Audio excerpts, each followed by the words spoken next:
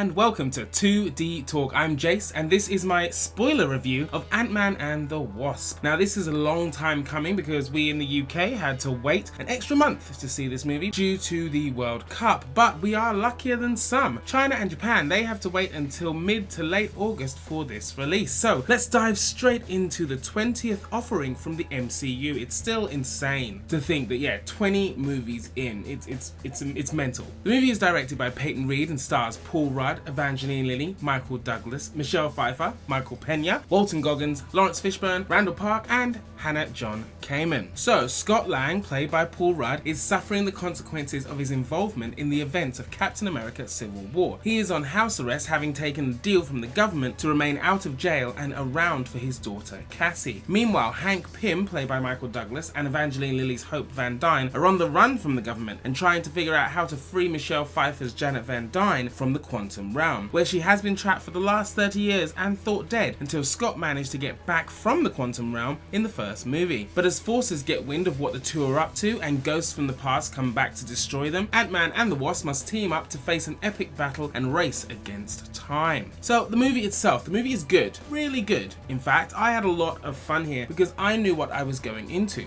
I was going into a movie that had previously, with its first outing, let us know that it was ultimately a self-contained film. I knew it would be funny, I knew it would be much lighter than what we had just experienced with Infinity War. The cast was on point and the action scenes were really fun to see in their entirety. The pace was also really good with minimal lag and 3D well tailored for the movie. So the cast, as I mentioned, were brilliant, and I'm going to talk briefly about some of my favourites, starting from most entertaining to least, and I'll also talk about some characters that really didn't work as well for me. So let's start with Paul Rudd. Yes, because his comic timing is amazing, his acting style is brilliant, and it fits really well with this movie. He's refreshing and he's quirky, but at the same time he shows great range with what Scott is going through. Being under house arrest and feeling the guilt of letting Hank and Hope down, and being the cause of the reason why they're on the run, as the government are blaming Ant-Man's involvement in Civil War on them as well because it was their tech. Also, his quieter moments with his daughter, with Cassie, were really heartwarming and worth every minute of screen time. Considering that an older version of Cassie Lang is rumoured for Avengers 4, I really like the build up for that character. So Michael Pena is another highlight, adding the right amount of levity to the piece, and in an interview he did say that he was given a lot less opportunities to improvise on set, and I don't think that came across. I think it was still really just as funny as the first one in my opinion. He had some great action scenes to be part of, not really in but part of, which was also brilliant, and I really enjoyed the rest of his team as well around him. They had a lot less to do, but they were still actually really quite funny. Now Micheal Douglas's Hank Pym, wow, that really made an impression on me because it revealed that he's not a really nice individual at all, to be fair, and he's more villainous than either Ghost or Sonny Birch. See, in the comics, Hank Pym has a lot of demons. He's depicted as backhanding his wife Janet, and he created Ultron, which he patterned after himself. So the fact that Ultron turned out to be a genocidal psychobot does not look good on him. So making him the reason why Ghost was in this situation that she was in, and for him to be completely unapologetic about it in any way, shape or form, except from the fact that he kind of loosely said, oh, the version of events that she has is not true, which was very unconvincing. That showed that he's really morally grey, and I love that portrayal here from Micheal Douglas and also the screenwriters to make that part of his mythos. It was very, very good. On to the other titular character, Evangeline Lilly's Hope Van Dyne, aka the Wasp. She was a force to be reckoned with, both in costume and out. Her action scenes were inventive and more expertly refined than Scott's Ant-Man. She really looked amazing on screen. She exuded this amazing strength and power, and I really appreciated that. She had business, like she knew what she was doing. She meant business, as Louise said. Now unfortunately, Michelle Pfeiffer is close to the bottom as far as most entertaining because she was way too underutilized in this movie. I love that she came out of the quantum realm with these new powers, but the fact that they didn't really address it was really weird to me. As scientists, I would have thought that both Hank and Hope would be all over this new development. It's like, why do you have these crazy powers and what are the limitations of these powers? But they didn't, for whatever reason they didn't. But as an actor, she was really great, like really great, and I just wish wish she would have been allowed to do more in the movie. Randell Park's FBI agent, Jimmy Woo, was funny in a bumbling kind of way, but at times it really didn't come across as that he should be leading any kind of team, let alone in charge of securing a known vigilante. Plus, his comedy felt like it was from a different movie rather than in keeping with the comedy that the rest of the film was displaying. But it doesn't mean that it wasn't funny at all, though. It was very, very funny, but just it felt a little bit jarring, to be fair. So they're the kind of where I am as far as like most entertaining to least entertaining. But let's get into the characters that didn't land for me.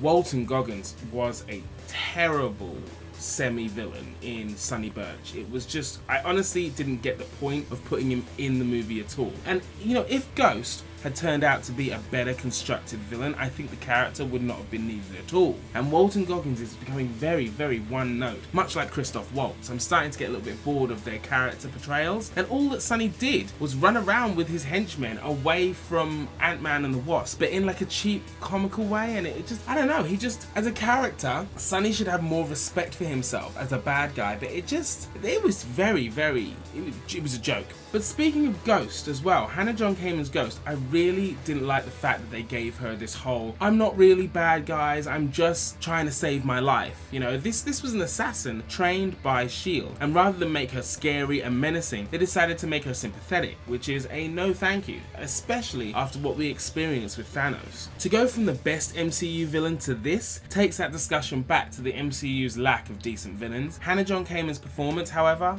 brilliant. She did a wonderful job of portraying a person in perpetual pain who is lost for what to do to make it stop. So her performance, great. Character, really, really poor execution. And finally, Laurence Fishburne. I think you're getting that the villains are the huge problem in this movie. They were my really, really big problem. I mean, once again, with Laurence Fishburne, it was a bit pointless. It was a waste of time. He didn't even grow. There was no epic giant man versus Goliath battle. He doesn't end up with Team Ant-Man or the Ant-Man family, and he just leaves in the end. I mean, in fact, we don't even know what really happened to him because he tells Ghost that he'll never leave her side, but then in the first post-credit scene, the Pyms are trying to help Ghost with her affliction. So I don't really understand where he went to be fair, because he's not going to work with Hank because he hated Hank. So that was a bit of a grey area. So yeah, not great in my opinion. I think Fishburne deserved more than just basically a kind of even less of a villain really than Goggins, but more of a sympathetic, I don't know, I just didn't appreciate his character at all. Very forgettable, which shouldn't have been, because in the comics Giant Man has a very, very, very big role, especially in Civil War, where he is murdered by Robot Thor. So I don't know, very underutilized and very underrespected character there. So let's talk visuals. We're going to come back up now. Okay, we're going to get a bit happier. Okay, so first, the de-aging technology used on Douglas and Pfeiffer was so good. It's come such a long way since Age of Ultron, where they used it on Tony Stark. The size manipulation elements of the movie were upped as well, in the form of an assortment of cars that came, you know, those cars that came in the Hot Wheel containers. Brilliant. And the Wasp's more experienced grasp of the technology also really helped with the size manipulation special effects and what they could do with it. I really liked the action. I thought it was absolutely great, but I would say that they showed too much in the trailers, so that everything you'd already seen partially, except for when Ghost and Wasp have their first encounter. And I really love that scene because this is before you found out that Ghost, you know, what she was about, that she wasn't actually a villain. So she seemed a lot more menacing at the time. Speaking of Ghost though, her phasing special effects were brilliant, really visually intriguing and well done, and I was quite frankly fascinated by them every time it was happening. I wanted it to keep happening. I wanted to see more of it. Now on to the end credit scenes, okay? There are two of them, one being great and the other being great also, but not obviously in the way it's delivered. Right, so the first one is where Scott goes into the quantum realm to collect healing quantum particles for Ghost. And yeah, he's there with Janet and Hank and Hope, and all three of them get dusted. Okay, Janet, Hank and Hope get dusted while he is inside of the quantum realm. I was surprised that it came to that. I mean, the Wasp just got her debut and boom, you're dusted. And yes, the same can be said of Black Panther, but the conversation changes a little due to the fact that female characters have been one of the MCU's shortcomings along with their villains. Also, I do have to say that I would have preferred that this was in the main part of the movie rather than a post-credit scene. However, rumor had it that Scott being trapped inside the quantum realm will have a lot to do with Avengers 4, and Janet did mention that he should avoid time vortexes, also foreshadowing the use of time travel in Avengers 4. And the final end credits scene with the Ant playing the drum set in Scott's house, and in the background you've got the TV displaying an emergency broadcast, which again gives another world-altering element to the fallout of Thanos' snap.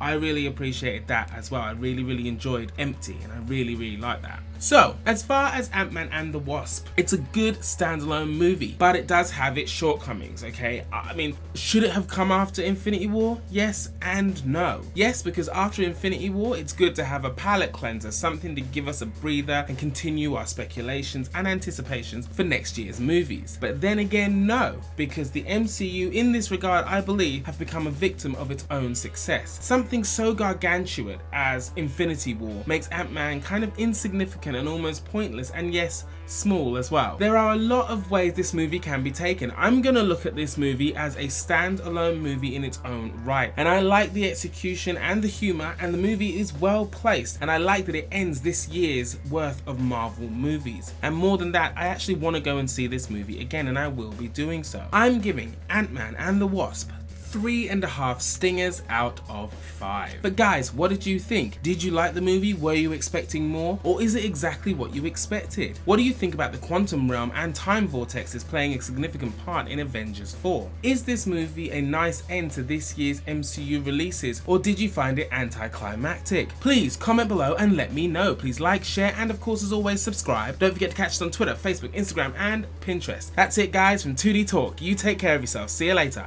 Bye bye.